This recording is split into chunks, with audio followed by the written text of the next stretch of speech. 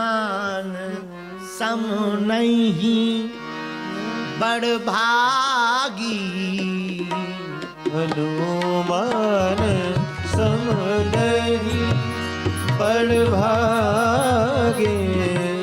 हनुमान सम नहीं बड़भागे। नहीं को राम चरण अनुरागी।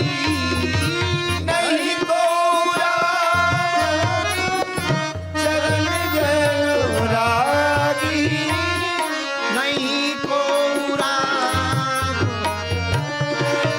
अनुरागी। नहीं को राम चरण अनुरागी। नहीं को राम चरण अनुरागी। नहीं को राम चरण अनुरागी। हनुमान सम नहीं बड़भागी। हनुमान सम नहीं बड़भागी। हाँ। हनुमान सम नहीं बड़भागी। हनुमान सम नहीं बड़भागी। श्री राम जय राम जय जय राम।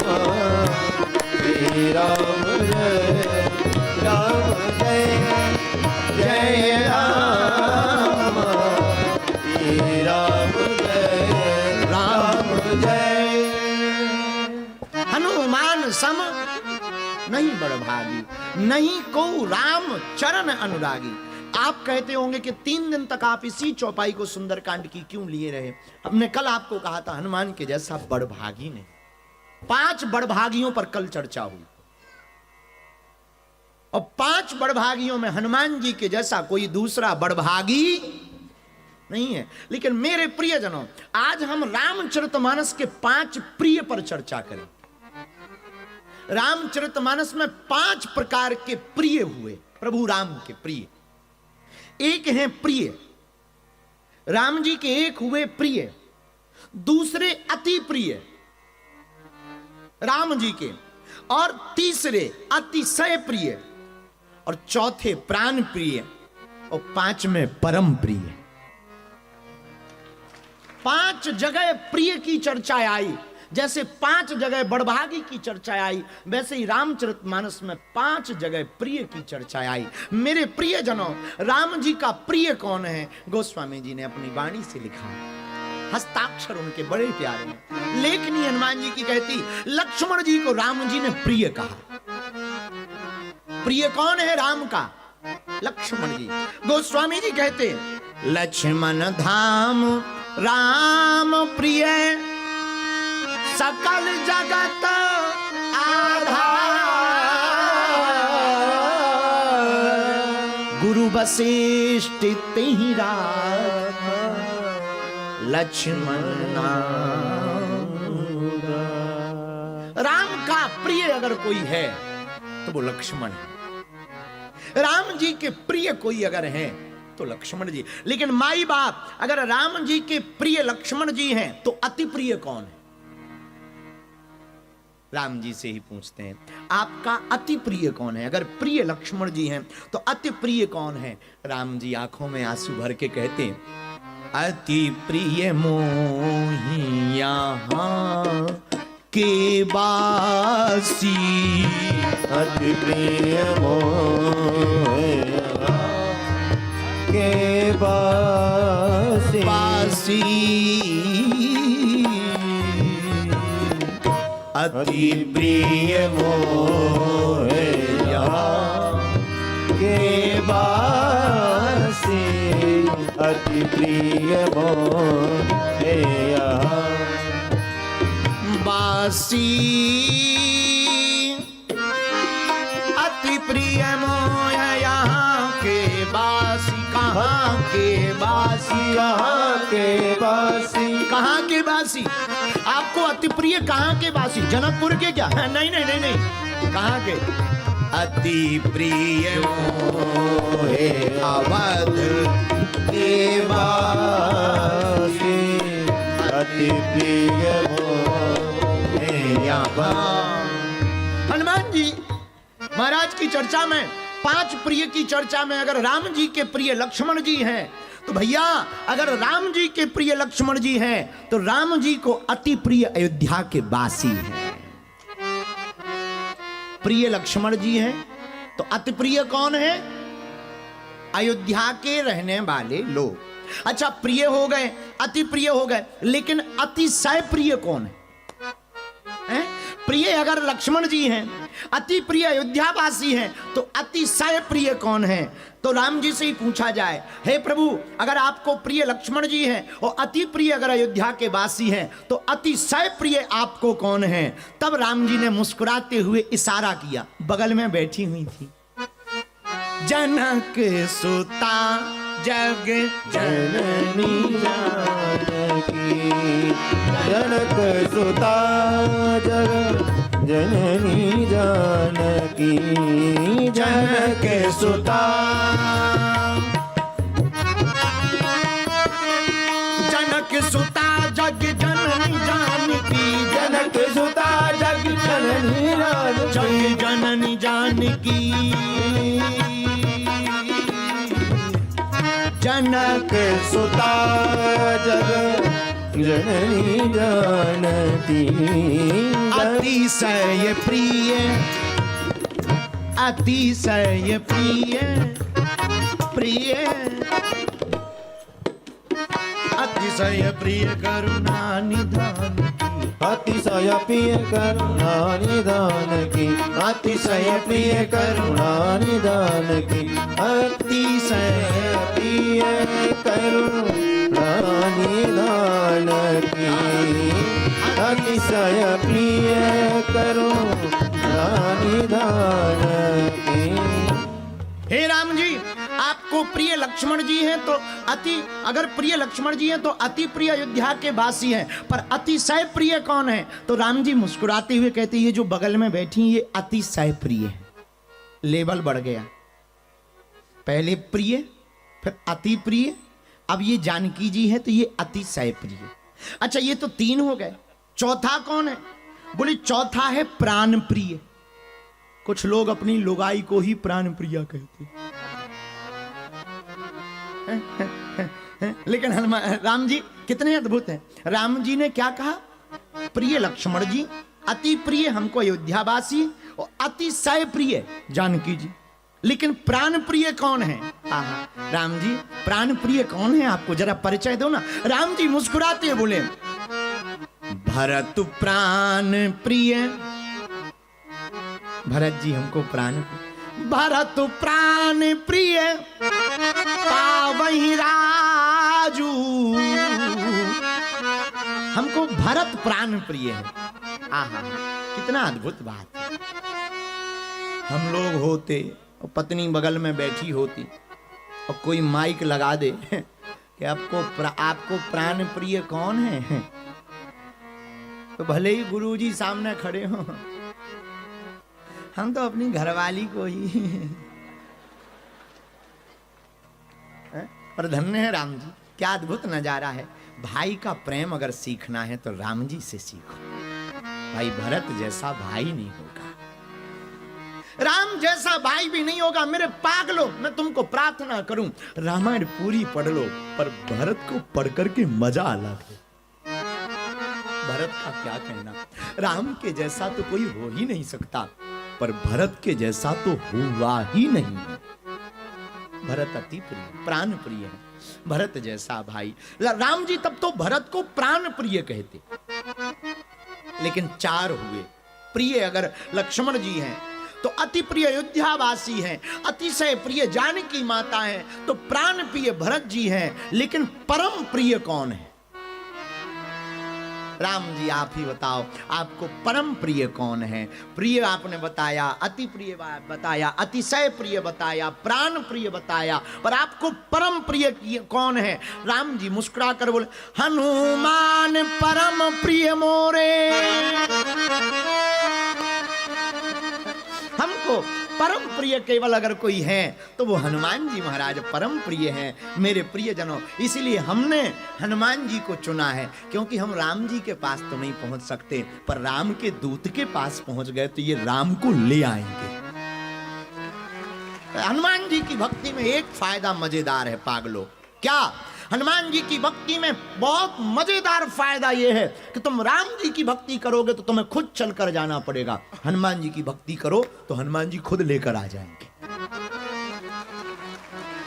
इसलिए हमने हनुमान जी को चुना और चौपाई बड़ी प्रिय, इसलिए चौपाई कही। हनुमान सम नहीं बड़ भागी, हनुमान सम नहीं बड़ भागी, नहीं को राम चरण अनुरागी, हनुमान सम नहीं बड़ भागी, दोनों हाथ उठा के गाओ।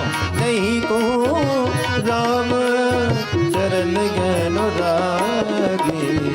श्री राम जय राम जय जय राम, श्री राम जय राम जय जय राम, श्री राम जय राम जय जय राम, श्री राम जय राम जय जय राम।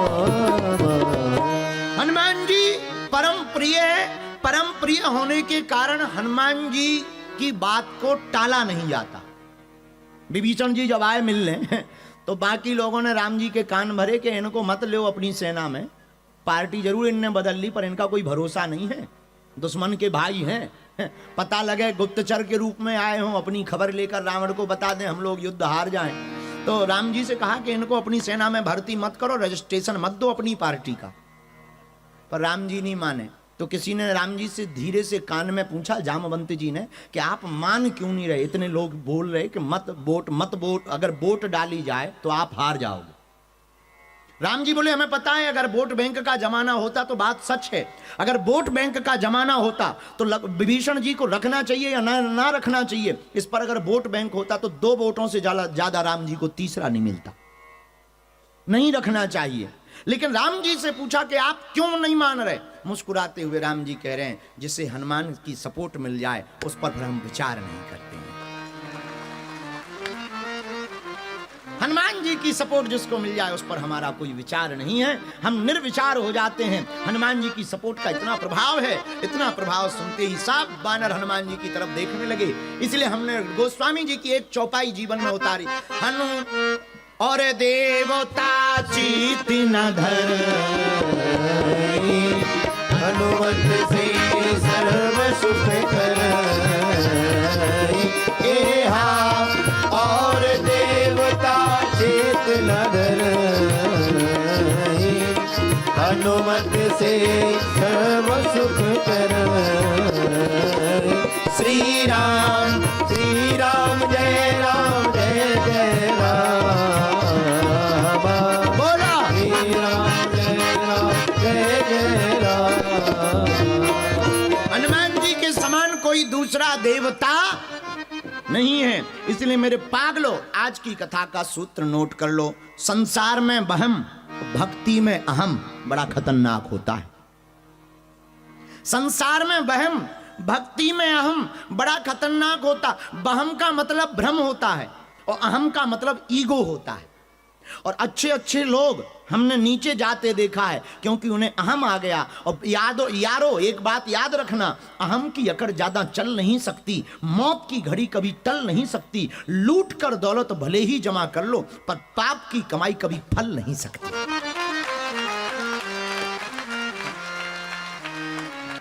अहंकार बड़ा खतरनाक है। अच्छा, कई लोगों को भक्ति का अहंकार हो जाता है, बुरा ना मानिएगा। नेताजी के साथ रहने वाले, जितना नेताजी को घमंड नहीं होता, नेताजी के बगल वाले को ज्यादा रहता। ऑफिसर से ज्यादा ऑफिसर के साथ चपरासी को होता है, और गुरुजी से ज्यादा गुरु के चेलों को होता है। गुरुजी तो सीधे ही बात करेंगे, अरे भाई आ गए, भोजन हो गया। चेले कहेंगे, हाँ रुक जा। और हम तो बिल्कुल भुगत भोगी हैं, हम तो भुगत भोगी हैं। हमारे तो कई ऐसे चेले हैं जो हमारे ही नाम से खाते हैं और हमारे कमरे में जाने के बाद खुद पीठाधीश्वर बन जाते हैं। बड़ी आफत है। तो ये भक्ति में अहम भी बहुत जल्दी आता है। इसलिए मेरे पागलों, आज की कथा का सूत्र नोट कर लो। संसार में वहम और भक्ति में अहम दोनों खतरनाक है। जैसे दूध के लिए खटाई खतरनाक होती है, उसी प्रकार भक्ति में अहम भी खतरनाक होता है। संसार में आपको लंबा चलना, मेरे पागलों, मेरे युवान साथियों और मेरे प्रियजनों, अगर तुमको दुनिया में सफलता प्राप्त करनी है, आपको सक्सेसफुल होना है, तो सक्सेसफुल होने का एक ही मंत्र है। आप ये विचार त्याग दो कि मैं कर रहा हूं, ईश्वर करवा रहा है। ईगो बहुत खतरनाक है। अच्छा, बकरा को कौन कौन जानता है? बकरा जानते हो ना? हो बकरा जानते हो कि नहीं? हाँ जी या ना जी? बकरा बहुत काटा जाता है। बताइए क्यों? एक आदमी हमको बोला कि वो दूसरे वाले काटते हैं। हम कहा नो, सनातन वाले भी काटते हैं, काली माता के नाम पर काटते हैं, सब लोग काटते हैं, वो भी काटते हैं, वो वाले भी। पर काटते क्यों हैं? हम का दो जीवों को बहुत काटा जाता है, एक मुर्गा को, एक बकरा को बहुत मारा जाता है। बल्क में मारा जाता है, थोक में, होलसेल। पता है क्यों? दोनों का काम खराब। मुर्गा इसलिए ज्यादा काटा जाता है क्योंकि जगाने का काम करता है। सबसे ज्यादा किसी जीव को काटा जाता है तो मुर्गा को, और मुर्गा को इसलिए काटा जाता है क्योंकि जगाने का काम करता है। और ये दुनिया वालों को सोने की आदत है, इसलिए जो भी जगाने का काम करता है वो उसको काटे ही देते कि चुप रहे यार। ये लोग घड़ी जो अलार्म वाली है उसको बंद कर देते ठोक ठोक के। मुर्गा तो दूर की बात है, इन्हें तो अलार्म घड़ी भी पसंद नहीं है। अच्छा, रात में ये डाल के सोते हैं अलार्म कि सुबह जग जाएं, और सुबह जब भी वो बचता है तो ऐसे करते हैं कि कहां से ढल रही, और बंद करके सोने का इतना मजा आता है जैसे बम डिफ्यूज कर दिया।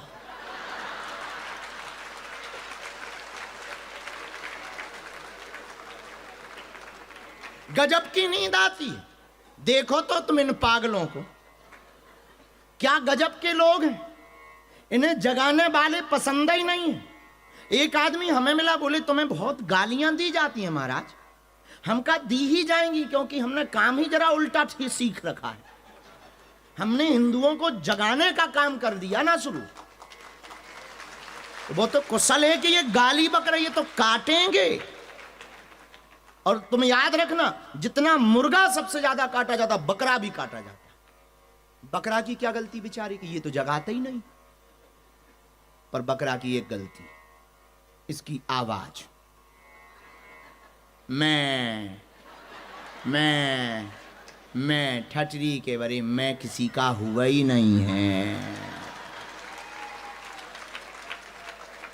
इसकी एक गलती है, ये मैं करता है। इसीलिए मेरे पागलों, आज की कथा का सूत्र भी यही है, मैं होता ही नहीं है। जो है वो सब ये है, हम हैं, मैं कुछ है ही नहीं। जिसने मैं माना वो मर गया, और जिसने हम माना वो अमर हो गया। जिसने मैं माना वो मर गया, जिसने हम माना वो तर गया। तुम्हें निर्णय लेना है, मरना है या तरना है। मरना है तो मैं को पकड़ो, और तरना है तो मैं की जगह हम रूपी गोविंद को पकड़ो। इसलिए आज की कथा का सूत्र नोट करो। संसार में अहम, भक्ति में अहम, और संसार में बहम, दोनों खतरनाक है। एक बार की घटना है, यही ऑस्ट्रेलिया सिडनी की। एक हाथी के ऊपर मधुमक्खी बैठी थी, रही होगी भारत की। मधुमक्खी हाथी पर बैठी थी। हाथी एक पुल से निकला, पुराना पुल था, तो पुल बेचारा कपने लगा। हाथी का वजन ना सह पाया होगा, डोलने लगा। जैसे ही पार गए तो मधुमक्खी कान में हाथी के पास जाकर बोली, देखो हम दोनों ने पुल को हिला दिया, हम दोनों ने पुल को हिला दिया। हाथी बोला, तुम कब आए? जब तक तुमने बताया नहीं था तब तक तो हमें पता ही नहीं था कि तुम भी हो। यही हमारा तुम्हारा हाल है। हम लोग सोचते हैं कि हमने ऐसा कर दिया, करने वाला तो परमात्मा होता है। वो हाथी है परमात्मा, मधुमक्खी है हम, लेकिन हम लोग करते हैं वहम। इसी वहम को मिटाने का काम कथा का है। हम नहीं कर रहे, प्रभु कर रहे, हम नहीं कह रहे। प्रमाण भी हम आपको देंगे। रामचरितमानस में गोस्वामी जी ने अपनी वाणी से लिखा। बाबा कहते हैं मेरे पागल, सब ही नचावत राम गुसाई, बंधु कीट मरकट की नाई, सब ही नचावत राम गुसाई। सबको राम नचा रहे मेरे पागलो। ये हम लोगों का अहम है, अहंकार, ईगो है कि हम ऐसा कर रहे, तुम नौकरी कर रहे या तुम बिजनेस कर रहे। ये तुम्हारा पागलपन है कि तुम कर रहे हो। ये ईश्वर की कृपा है कि वो तुमसे करवा रहा है। आपको लाइफ में सक्सेसफुल होना है, हैप्पीनेस लाइफ आपको चाहिए, पीसफुल जीवन अगर आपको चाहिए तो मेरे पागलो, पीसफुल लाइफ को पाने के लिए सर्वोत्तम उपाय है कि हमको घमंड से कोसों दूर रहना है, विनम्र रहना है। यहां के अब हम बहुत ऑब्जर्व वाले आदमी हो, हम स्वीकार करते हैं। हमको ऑस्ट्रेलिया का एक कला बहुत प्यारी लगी। यहां तुम्हारा परिचय हो या ना हो, वो भले ही अंग्रेज हो, ऑस्ट्रेलियन हो, अफ्रीकन हो या इंग्लैंड का हो, ऑल वर्ल्ड में से कहीं का भी हो, अगर वो ऑस्ट्रेलिया में कुछ साल रह गया तो वो आपके साथ जैसे ही लिफ्ट में, कार में या कोने पे खड़ा होगा, हेलो।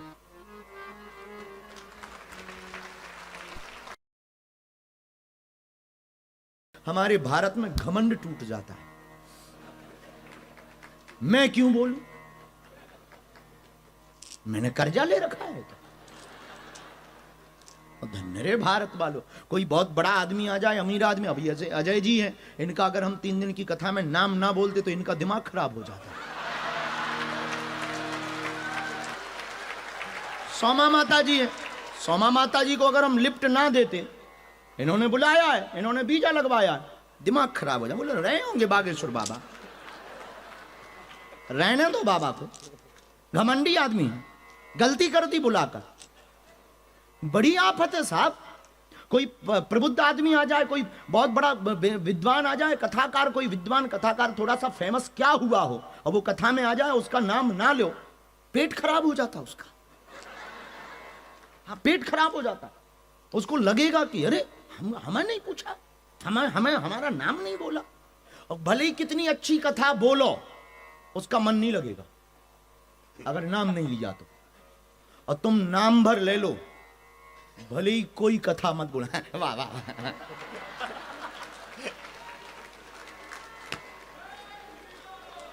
ये प्रैक्टिकल है माई बाप, ये प्रैक्टिकल, दिस इज प्रैक्टिकल है, अनुभव है मेरे जीवन का। इसलिए हम हमेशा एक बात बोलते हैं कि हम तुम्हें जगाने की बात करते हैं, कथा तो हम करते हैं पर अनुभव की बात बोलते हैं, क्योंकि किताबों का ज्ञान, पुस्तक तुमको उस तक नहीं पहुंचा सकती है। पुस्तक तुम रखो पर उस तक नहीं पहुंच पाओगे। उस तक पाने के लिए किसी गुरु की कृपा चाहिए। ये गुरु का प्रसाद है, हमारा प्रसाद नहीं। हमने कहा ना, हम पर गुरु का प्रसाद है, सब पर गुरु का प्रसाद है। तुम पर भी गुरु की कृपा है कि तुम स्वीकार करने बैठे हो।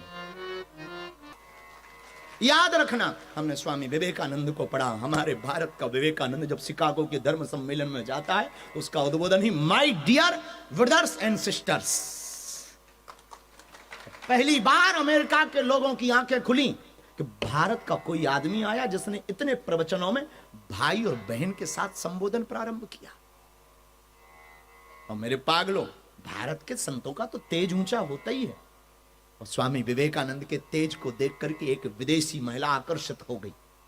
अब वो विवेकानंद के पास आकर के कहती है, मुझे तुम्हारे जैसा पुत्र चाहिए, मेरे साथ संसर्ग करो।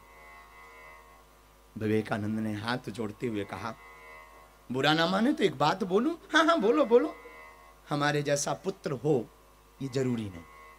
कहां तुम 18 वर्ष इंतजार करोगी, कोख में रखोगी, पालोगी, पोसोगी, जरूरी नहीं वो हमारे जैसा हो। मां एक काम करो, आज से तुम हमारी माँ हो, मैं तुम्हारा बेटा। ये भारत के साधु का स्वाभिमान है। मेरे पागलों, तुम बुरा मत मानना, तुम्हें हमारी बातें कड़वी जरूर लगेगी पर बहुत स्पष्ट है। बिस्तर पर ले जाने वाले तुम्हें बहुत मिलेंगे पर मंजिल पर ले जाने वाला कोई एक मिलेगा।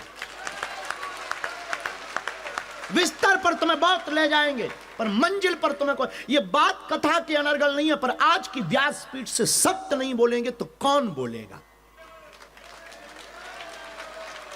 इसलिए मेरे पागलों, साधु को और साधु के साथ रहने वाले जितने लोग हैं उनको बहुत सावधान रहना चाहिए। इतना सावधान रहना चाहिए जितना सरहद पर जवान सावधान रहता है।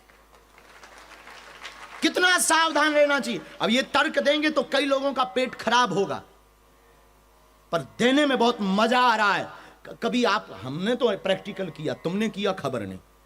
बिना कुंडी की बाथरूम में घुसो, जितना चौकन्ना आदमी वहां रहता है,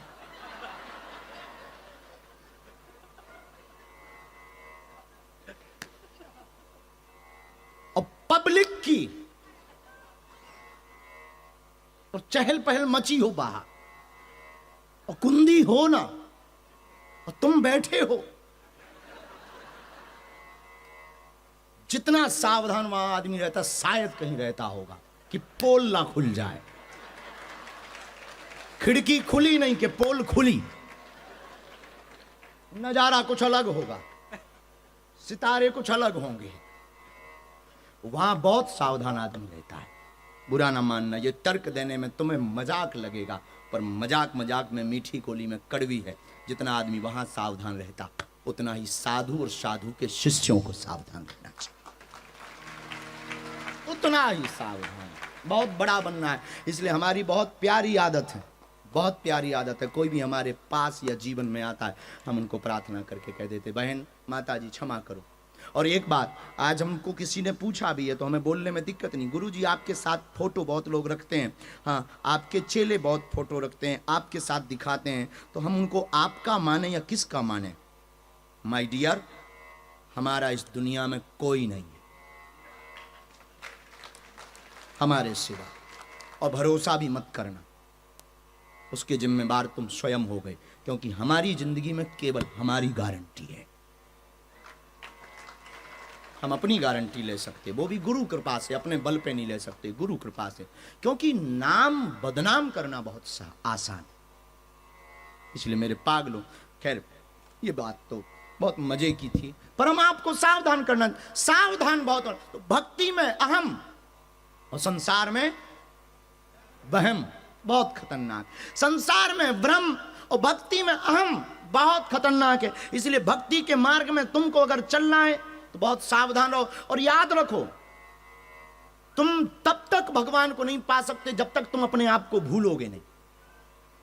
ईश्वर को पाने का एक रास्ता है, पहले तुम अपने आप को भूलो। यूनान की एक कथा है, बहुत प्रसिद्ध कथा है। यूनान के एक दार्शनिक ने लिखा कि यूनान में उस जमाने में एक बहुत प्रसिद्ध मूर्तिकार हुआ, बहुत प्रसिद्ध मूर्तिकार, और उसने ऐसी ऐसी मूर्तियां बनाई कि लोग जीवित समझते थे। उस मूर्तिकार को यूनान का एक दार्शनिक कहता है कि एक ज्योतिषी मिला और उसने कहा कि इस तारीख को तुम्हारी इतने बजे मौत है। और उस मूर्तिकार ने मौत को चकमा देने का प्रण लिया, और उस मूर्तिकार ने अपने जैसी 10 मूर्तियां बनाई, हूबहू एक जैसी। और जब मौत का टाइम आया तो वो उन मूर्तियों के बीच में जाके खड़ा हो गया। यूनान का दार्शनिक कहता है कि वो मौत जब उसके घर पर दस्तक दी तो सच में मौत चकरा गई कि यहां तो एक जैसे 10 आदमी, मुझे ले एक को जाना है, इसमें असली कौन है और नकली कौन है। और इसने श्वास रोकने का अभ्यास शुरू कर दिया था, तो श्वास रोक के खड़ा होगा। मौत लगभग 1 घंटे तक खड़ी रही, वापस भगवान के पास गई, भगवान से बोली कि आज पहली बार पृथ्वी के किसी आदमी ने चकमा दिया। अब यह बात अलग है कि वो आदमी हो सकता सिडनी का हो, यूनान में था, पूर्व जन्म में हो सकता तुम लोगों के बीच का। लोग कहते हैं कि भगवान ने उस मौत को कान में बात बोली कि ये जाकर तुम वहां बोल, पता लग जाएगा असली कौन है और नकली कौन। और यूनान की वो प्रसिद्ध दार्शनिक की कथा कहती है कि वो आया, मौत आई, वो फिर खड़ा था श्वास रोके हुए। मौत जब चली गई तो उसने श्वास छोड़ा और फिर से जैसी आहट सुनी तो फिर से श्वास भर ली और ठहर गया। 10 मूर्तियां एक जैसी, हूबहू नाक, हूबहू कान, अब वो प्यारी सी एकदम, बाल बहुत अच्छे, ऐसे लग रहा था सभी पुतले नहीं है, सभी 10 मूर्तियों की फोटोकॉपी है, एक ही इंसान 10 रूप में खड़ा हुआ है। मौत आई और मौत ने 10 को देखा और थोड़ा पीछे हटी और पीछे हट करके बोला और तो सब ठीक है, एक भूल रह गई। तो जो असली वाला था तो तुरंत बाहर निकल के बोला क्या भूल रह गई? मौत बोला ये मूर्तियां तो बहुत प्यारी हैं पर एक भूल रह गई। तुरंत जिसने मूर्ति बनाई थी वो बाहर निकल आया कि क्या भूल रह गई बता। मौत बोली एक ही भूल रह गई कि तू मैं को भूल गया, तू मैं को भूल रहा। मतलब मूर्तिकार से मौत कहती है कि तूने सब कुछ बनाया पर यह वहम रह गया कि मैंने बनाया, बस यही वहम तुझको पकड़ने के काम आया है। और मूर्तिकार फेल हो गया, मौत ले गई। मेरे पागलों, इस कहानी का आशय यह है कि अगर मैं शब्द जिंदगी का हट जाता उस मूर्तिकार के जीवन से तो शायद वो मौत को चकमा दे पाता, पर ऐसा संभव नहीं है। लेकिन मेरे पागलों, तुम्हें तो अपनी जिंदगी में मैं को हटाना पड़ेगा। अगर तुम मैं को हटा दोगे तो हम गारंटी के साथ कहते हैं कि तुम मर जाओगे पर तुम नहीं मर पाओगे। तुम्हें कोई मार नहीं सकता। मैं खत्म होते ही कहानी खत्म हो जाती है। मैं खत्म होते ही आदमी का अस्तित्व अलग हो जाता है। मैं खत्म होते ही व्यक्ति की जिंदगी एक नई रास्ते पर चलने लगती, दौड़ने लगती। मैं खत्म होते ही व्यक्ति का व्यक्तित्व बहुत बड़ा हो जाता। मैं खत्म होते ही इंसान बहुत ऊंचा हो जाता। मैं खत्म होते ही प्रबुद्ध हो जाता। मैं का मतलब, खत्म होने का मतलब ही है जागना। अंग्रेजी में कहें तो एनलाइटेड होना। मैं खत्म होने का मतलब आत्म साक्षात्कार। मैं खत्म हुआ नहीं।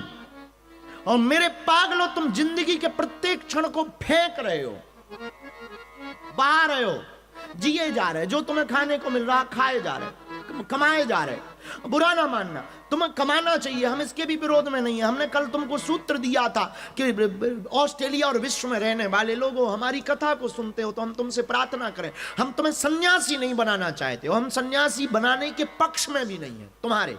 हम तुमसे कहना चाहते तुम जितने गृहस्थी हो सको उतने रहो, पर तन से संसारी रहो, मन से सन्यासी रहो।